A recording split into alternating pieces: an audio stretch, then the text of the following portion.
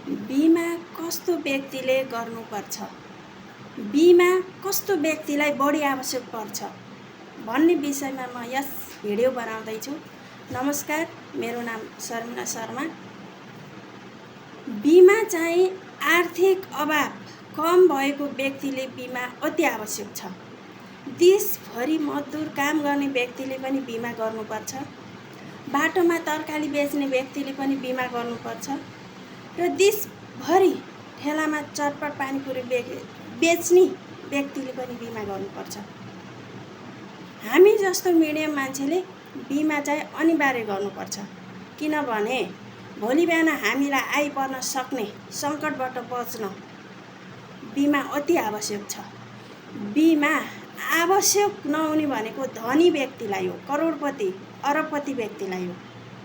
यसमा एउटा उदाहरण लिन्छु म। विनोद चौधरीलाई बिमाको खासै आवश्यक पर्दैन। यदि विनोद चौधरीको टन्न ब्याङ्क ब्यालेन्स, गाडी, घर, ठाउँमा जग्गा जमिन छन्, उहाँलाई भोलि बिहान आइपर्ने सङ्कट पनि उनीहरूले सजिलै समाधान गर्न सक्नुहुन्छ। नसक्ने भनेको हामी जस्तो मिडियम व्यक्तिले हो।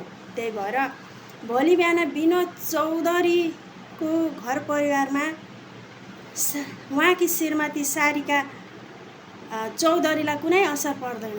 पर्ने भनेको हामी जस्तोलाई हो। त्यही भएर समयमै बिमा गर्ने बानी बसाल्नुहोस्। मात्र एउटा पोलिसी फाइल लिएर बिमा गरेर ढुक्क साथ बस्नुहोस्।